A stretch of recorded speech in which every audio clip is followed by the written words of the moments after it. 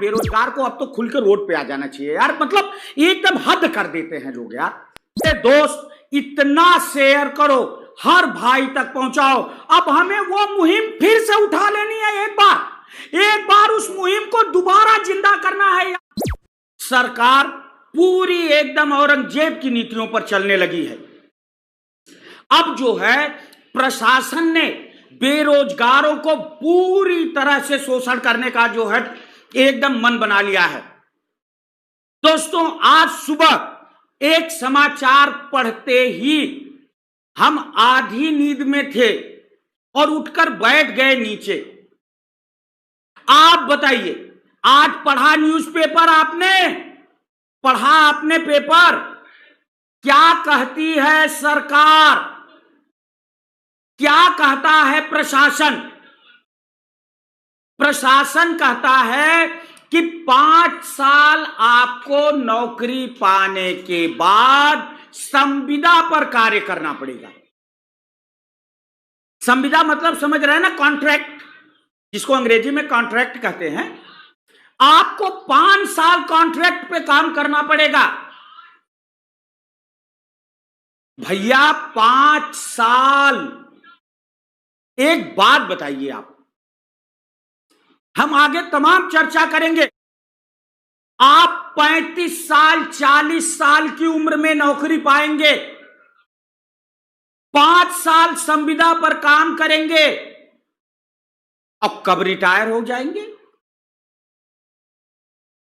सोच के देखिए यार, आत्मा कांप जाती है। लगता है इस धरती पे जन्म लेना व्यर्थ हो गया। 35 साल 40 साल तक नाक रगड़ के तब नौकरी मिली, 5 साल संविदा में कटा और 10 साल में रिटायर। लगता है इस धरती पे जन्म लेना व्यर्थ हो गया। या यूं कहें कि जिस भारत को हम जननी जन्मभूमिश्च स्वर्गादपि गरीयसी कहकर सुशोभित करते रहे हैं, ऐसा लगता है कि कहीं यहां जन्म लेना व्यर्थ हो। तमाम सारी बातें मन में चल रही हैं सुबह से, तमाम सारे प्रश्न चल रहे हैं मन में सुबह से। आखिर सरकार चाहती क्या है? अगर सरकार को हम बेरोजगारों से इतनी ही दिक्कत है तो कह दें, हमें कोई विकल्प बता दें, हम छोड़ के इंडिया चले जाएंगे, हम भारत छोड़ के चले जाएंगे। भैया रहो आराम से, बताइए आप। सरकार कह रही है हम 5 साल संविदा पे रखेंगे आपको। और यही नहीं, और मजेदार बात सुनिए मेरे दोस्त, सुनिए मजेदार बात। हर 6 महीने बाद प्रत्येक 6 माह बाद आपका मूल्यांकन होगा। आपका मूल्यांकन होगा। और मैं तो अब क्या कहूं यार, हम तो शिक्षण भी पढ़ाते हैं, हम तो शिक्षण भी पढ़ाते हैं। यह शब्द सुन के मुझे हंसी आई। मेरे भाई बहन, पढ़े भाई बहन जुड़ रहे हो, आप पढ़े भाई बहन जुड़ रहे हो, ये बताओ मापन होना चाहिए कि मूल्यांकन क्या कराना चाहते हैं? चलिए मूल्यांकन कराओ आप, ठीक है, हम इससे तैयार हैं।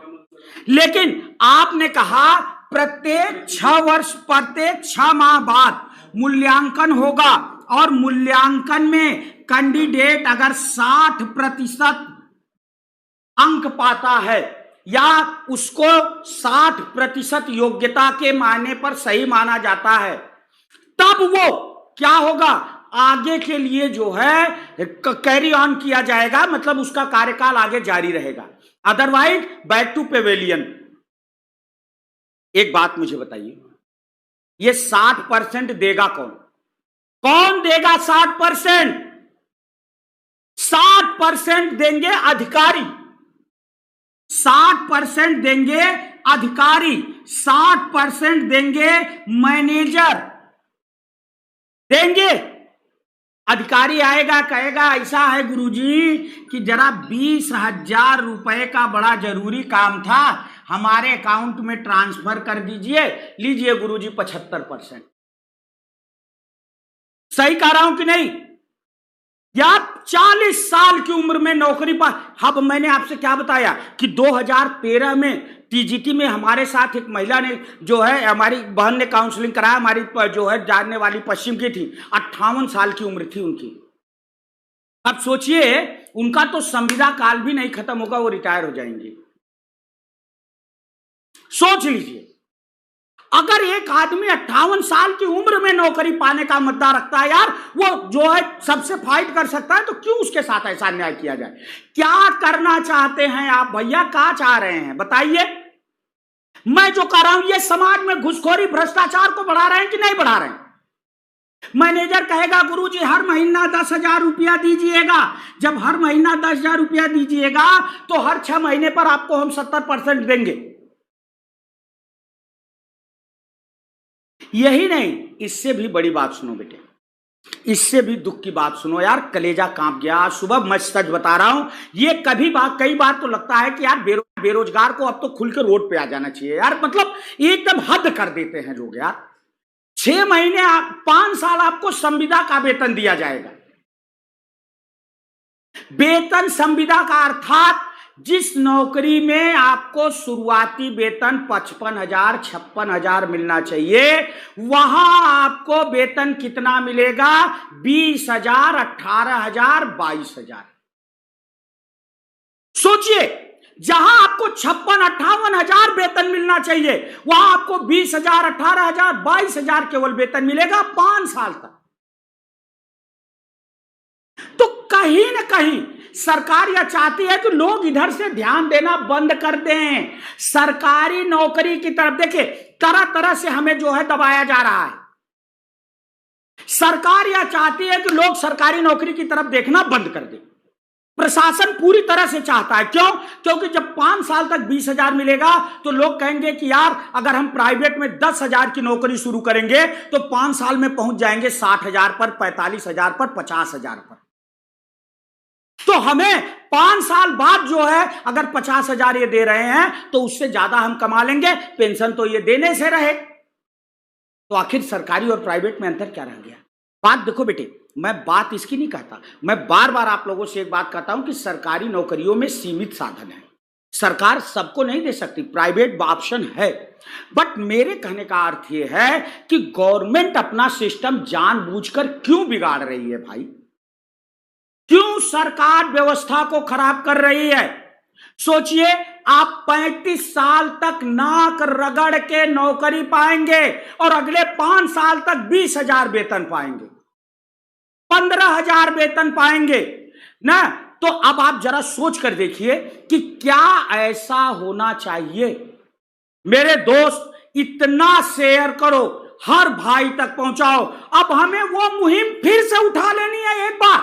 एक बार उस मुहिम को दोबारा जिंदा करना है यार। जो लड़ाई हम लड़ रहे थे, सरकार ने चंद प्रलोभन देकर के हमें हमारी पीठ पे छुरा घोंपा है,